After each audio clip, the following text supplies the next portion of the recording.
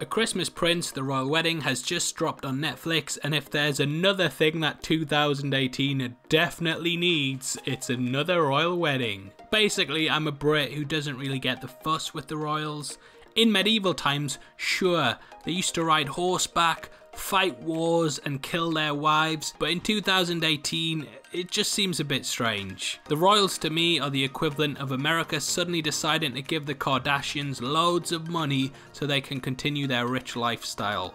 It would just be bonkers. So, naturally, when I heard that Netflix had dropped A Christmas Prince, The Royal Wedding, I was overjoyed. Netflix are of course known for always making Oscar-worthy original movies, so the excitement was definitely there for me.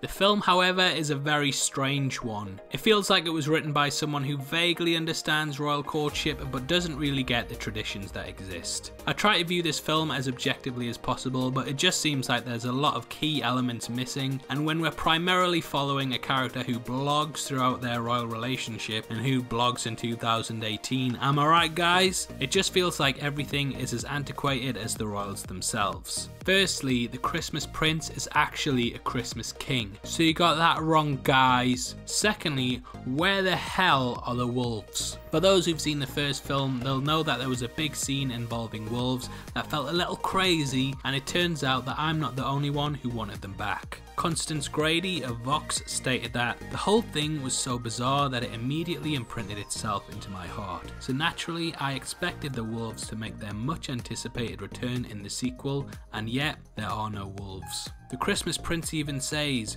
"No wolves, I promise," right before a festive horseback ride through Aldovia's supposedly wolf-infested mountains, and there is not so much as a howl in the distance. The absence of wolves, obviously, is unmitigated bullshit. And I agree, where the heckins are the wolves?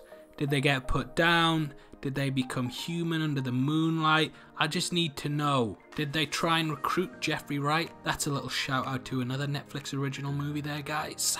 Anyway, another big problem that I have with the film is its presentation. The dress is very outdated and feels like something pulled off the costume rack at Netflix Studio, which it probably was, to be fair. That's probably the most surprising thing about the film in general, and the majority of it feels like a been there, done that you don't really expect from a story that is so rarely touched upon in modern media. Emma Stefanski of Thrillist stated that Netflix knows that the only reason anyone is watching this movie is to see two cute people make out and yell at each other a little bit and then kiss again and then get married. Nothing bad that happens has any real consequences, and the people who are enemies in the beginning end up friends in the end. Everything and everyone in the movie ends up just fine.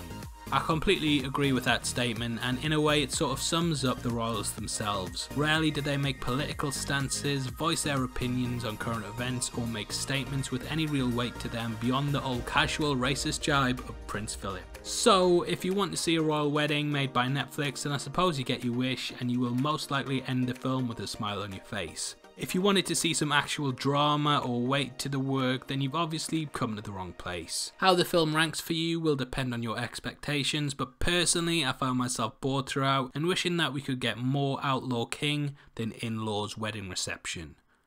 That's probably the best joke I've ever done. So what are your thoughts on A Christmas Prince 2?